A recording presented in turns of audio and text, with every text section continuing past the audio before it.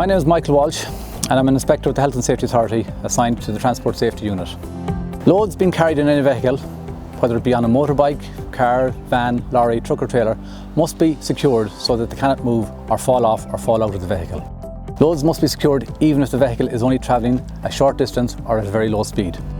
In the construction sector, plant and machinery are considered to be high-risk loads due to their size and weight, because the consequences of load shift and load shed can be extremely serious. Loads that are not firmly anchored to the load bed can shift during transport. This can make them unsafe. Movement of the load will endanger, first of all, the driver if the load slides forward during the journey or shifts sideways, causing the driver to lose control of the vehicle. It also endangers other road users if the load shifts sideways or shifts backwards or falls off the vehicle. And lastly, shifting loads can endanger unloading personnel, because if the load has become unstable during the journey and it moves uncontrollably during the unloading.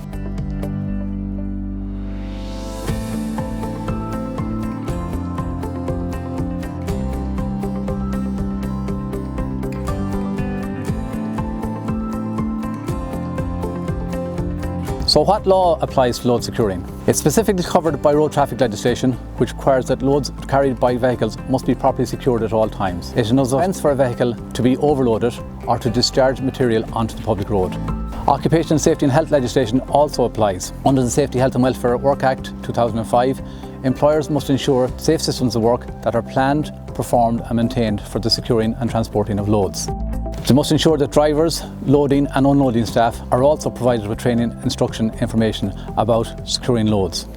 Employers must ensure that adequate equipment is provided and maintained for securing loads. And employers must ensure that adequate plans and procedures are also in place in the event of an emergency, such as a load shifting.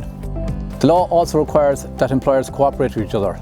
So where several parties are involved in the transporting of a load, for example, the driver may not be an employee of either the consignor or the consignee, there is a duty to coordinate the operation between all the parties so that clear responsibilities are laid down.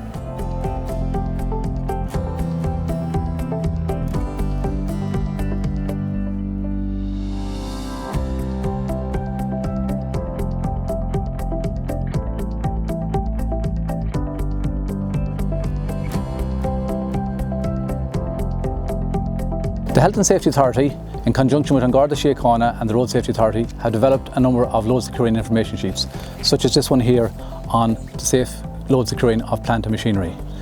These information sheets, as well as a host of other information and resources, are available on a dedicated website called loadsafe.ie.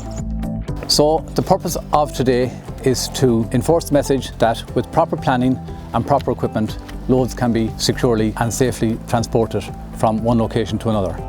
And we're here today at Gill's Driving School to give a demonstration of how plant and machinery can be properly secured on the load bed. First of all, the cargo securing is not new. It's here since the 1963 Road Traffic Act.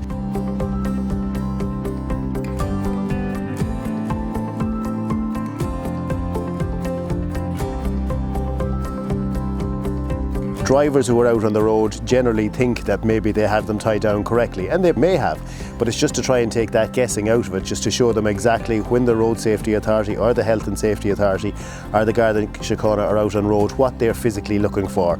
And we're here today to try and help you and demonstrate, to show you what exactly is required to be within the law. When that load is being delivered to site safely, the first person who's going to be stopped on the road is the actual driver. So he has to make sure, as part of his daily walk around checks, that that load is secured down correctly. Employer needs to make sure that he gives his drivers proper training with the proper equipment to be able to tie down the load correctly in accordance with the law. First of all, here we have a typical load. We have a low loader trailer and we have a track machine on top. So that's normally what would happen. The driver would be given this track machine and say to deliver that on site. The first weight that they want to find out about is the weight of the actual machine that they're bringing themselves. It should be wrote on it. If it's not wrote on it, you'll always find it in the manual in the back. That's number one, to see what weight you're actually carrying. The second weight that you want to know about is the actual trailer itself, or the body of the vehicle, what capacity it has to carry and what weight it can carry as well. Generally, you will find for the truck and trailer, you will find it on if you open the passenger door, there is a marking there with regard to the weight capacity of the truck and the trailer itself. And then with the machine as well, there's also a plate on that one, the machine, and that will tell you the weight of the machine itself. There's a little bit of maths to see the amount of axles, for example, on the trailer itself. and where to load that machine specifically with regard to overloading axles and things like that. But you will find the weight of the truck's capacity in the trailer on the plate of the vehicle, and with the machine itself you'll find that on the plate of the machine.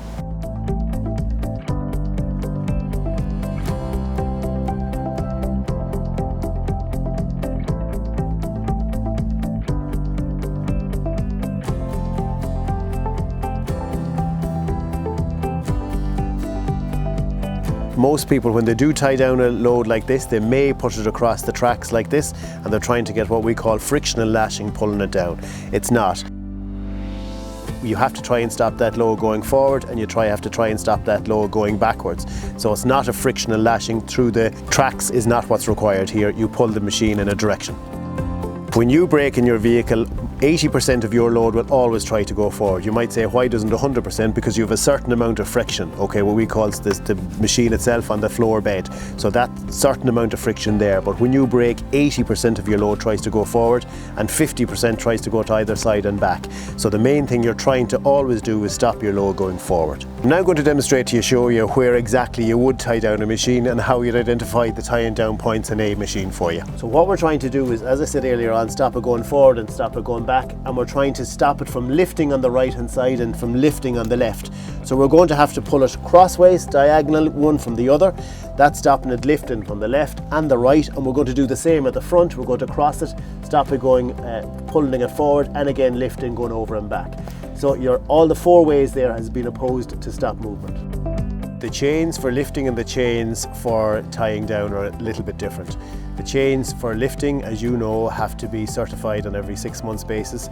The chains for tying down do not. Once your chain for tying down has the tag on it, okay, to tell you which is the lashing capacity of that and the standard tension force and the grade of steel which is in it, that's all you need for tying down. They do not have to be tested after that for tying down, once they're in good condition and once the tag is still visible and easily to be seen.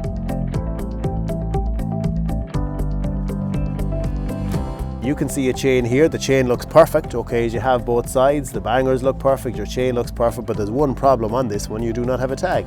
So this cannot be read to show you the capacity of it. The banger itself, it's wrote on the banger, but it's not, the tag is for the chain, it's what we're looking for, not on the banger. Often people, it's a question they ask, can they use a ratchet strap to tie down a machine? And the answer is yes, if it's capable of doing so. But generally it's not, okay, but it's on some of them it can. So if you read this ratchet strap, you'll see here it has what they call an LC. An LC is the lashing capacity, and it's always done in decannewtons, which is Dan. So you have 2000 decannewtons. So that has a lashing capacity, pulling it in a direction of up to 2 ton. So as we know, this machine here is 13 tons, so it's impossible. Here as well, you can see it has the standard hand force, that's SHF of 50 Dan, and this important one is STF, the standard tension force. So when you're tying something, as we said earlier on, frictionally from one side to the other, this is what you're looking for. So this lashing of 2000 Dan, now when you're tying from one side to the other, only can hold down to 475 decannewtons, which is not even a half a ton. But it can, in a direction, pull. The maximum is up to 2 ton. The standard with regard to tying anything down frictionally is the standard 12195. 12195/2 is a polyester webbing, 12195/3 is an actual chain, and 12195/4 is with wire rope. And that's the standard with regard to tying anything down, and it gives you what we call the frictional forces and the amount of force that you need to tie something down frictionally. Once you have this blue label on it, that's what you're looking for, and you have it here on the strap and you also have it here on the ratchet. And sometimes people might think the colours of the straps make a difference. They don't. It's the label which is always blue, and that's what you're looking for. The one on the chain will be a steel tag, and that'll give you your LC, which we spoke about, your lashing capacity, and your STF, the standard tension force that chain can be put under, but they're separate.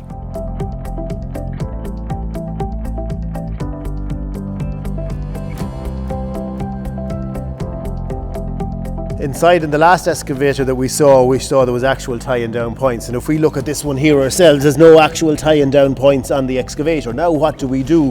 Where is the best place to tie it down? Because this is a machine, this has movement, so you have to oppose the 4 directions: forward, back, left and right. So what's the best way to do that? It's again by the same way.